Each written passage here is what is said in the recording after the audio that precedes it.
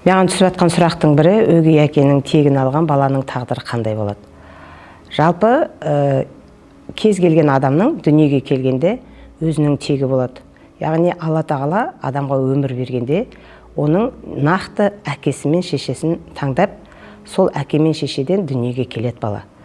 Яғни дәл сол родовой система дейміз, дәл сол текте оның өзінің нақты орны болады. Егерде ол бала басқа текте өсетін болса, және өгей әкенің тегін алса, бұл жерде нақты өзінің биологический отец дейміз, өзінің әкесінің родовой системасынан көп ресурс аламайды бала. Және бізде көпте қазақта ежелден бар дүние баланы басқа текке беру. Яғни менің бауырымның, менің туысымның баласы жоқ екен, мен өзімнің балам бар, мен осы баланы беремін деп береді.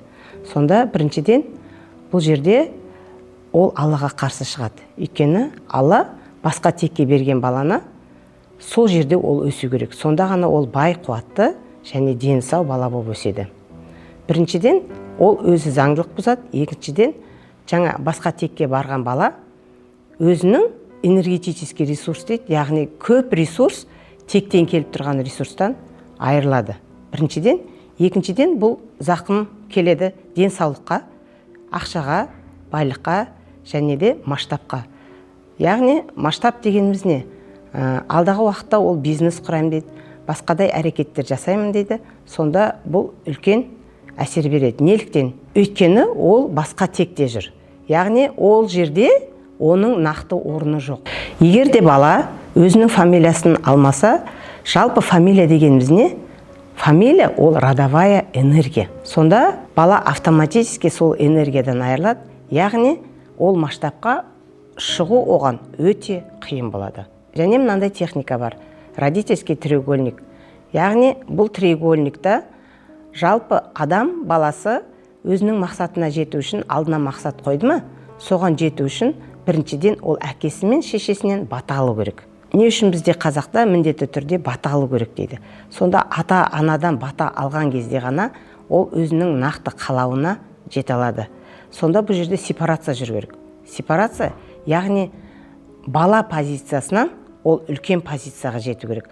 Бұл жерде міндетті түрде оның өзінің туған әкесі, туған анасы бата береді. Сондықтан егер де бала басқа текте өсіп, басқа өгей әкенің тегімен өмір сүрсе, және де өзінің нақты биологический әкесін білмеген болса, бұл балаға өмірінде өте көп қиындық туады. Сондықтан бірінші айтатыным, баланы өзге текке беру, ол Аллаға қарсы шығу. Екінші, баланы басқа текке беру, баланың жалпы алдындағы өмірінде денсаулығына, ақшасына, қарым-қатынасына балта шабу деп есептеймін. Егер де сізде осындай жағдайлар болған болса, міндетті түрде хабарласуыңызға болады. Егер де сіз өгей әкенің тегімен жүрген болсаңыз, бұл сіз үшін үлкен жол байлау. Менде көптеген техникалар бар, неше түрлі практикалар бар. Сол практикалар арқылы сізді өзіңіздің тегіңіздегі нақты өзіңіздің орныңызға тұрып, сол жерден алатын родовой энергиямен және де өзіңіздің тегіңізбен тікелей байланыс жүргізіп, сіздің жолыңызды ашылуына үлкен көмек көрсете аламын.